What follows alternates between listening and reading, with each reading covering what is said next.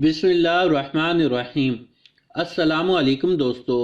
ज़िना एक ऐसा जुर्म है जिसकी सज़ा इस्लाम में मुकर्रर है, और मियाँ बीवी में से कोई एक भी गैर महरम के साथ सो जाए और हम बिस्तरी कर ले तो उसे ज़िना कहते हैं। लेकिन इसके साथ ही अगर देखा जाए तो इंसान का किसी भी गैर को देखना भी आँखों का ज़िना है, और अगर कोई एक दूसरे को छू ले तो ये भी एक किस्म का ज़िना है। और इस्लाम में इसकी हद क्या मुकर्रर की गई है, आज की वीडियो में हम आपको बताएंगे। और ये भी बताएंगे कि वो कौन सी 3 औरतें हैं जिन पर जिना की हद नहीं लगती, वो भी आपको बताएंगे। दोस्तों, अगर कोई शादीशुदा मर्द जिना करेगा तो इस्लाम में इसकी सज़ा मुकर्रर है कि उसे संसार कर दिया जाए। संसार करने से मुराद गड्ढा खोदकर इसके अंदर उसको खड़ा करके ऊपर से पत्थर बरसाए जाएं ताकि वो इंसान इन पत्थरों के लगने से मर जाए। अगर कोई मर्द या औरत शादीशुदा नहीं है और अगर इसने जिना किया तो उसकी इस्लाम में सज़ा मुकर्रर है कि उसे 100 कोड़े मारे जाएं। लेकिन आजकल के दौर में ये चीज़ मुकर्रर नहीं है, तो लिहाजा इंसान को चाहिए कि वो तौबा करे, इस्तग़फ़ार करे, अल्लाह से माफ़ी मांगे, अल्लाह तबारक ताला उसे माफ़ कर दें और वो आखिरत की सज़ा से बच जाए।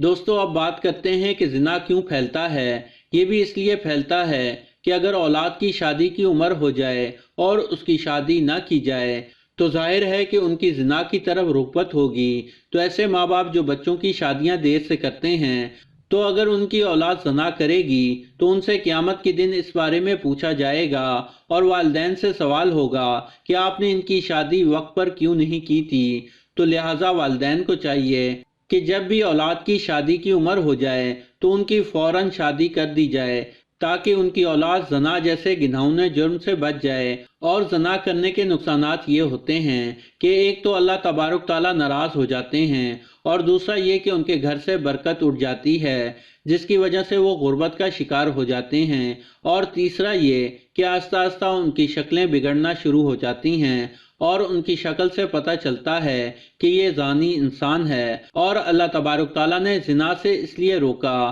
क्योंकि इससे बहुत सी मूज़ी बीमारियां फैलती हैं जिनका कोई इलाज भी नहीं होता, और ज़िना करने से इंसान का दिल मुर्दा हो जाता है। और जिस वक्त इंसान का दिल मुर्दा हो जाए तो वो चाहे जो कुछ भी करता रहे, उसके दिल में इस्लाम की रोशनी दाखिल नहीं होती और अल्लाह ताला उसको हिदायत की तरफ नहीं लाते।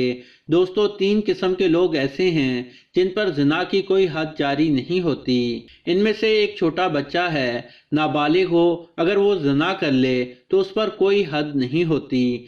दूसरा ये कि अगर कोई पागल हो जिसका दिमागी तवाज़ुन ठीक ना हो और वो जिना कर ले तो उस पर भी इस्लाम में कोई हद नहीं है। और तीसरा वो शख्स जो सोया हुआ हो और उसके ऊपर जिना का जुर्म साबित हो जाए तो इसके ऊपर भी हद जारी नहीं होती। लेकिन अगर कोई शख्स किसी को मजबूर करता है और कोई जाहिल है जिसे जिना की हद के बारे में नहीं पता, तो वो अल्लाह ताला से माफ़ी मांगे, इस पर अल्लाह ताला उसे माफ़ फरमा देंगे। अल्लाह ताला से दुआ है कि हमें जिना जैसे घिनौने जुर्म और गुनाह से महफूज फरमाए। आमीन सुम्मा आमीन। तो दोस्तों, ये थी हमारी आज की वीडियो।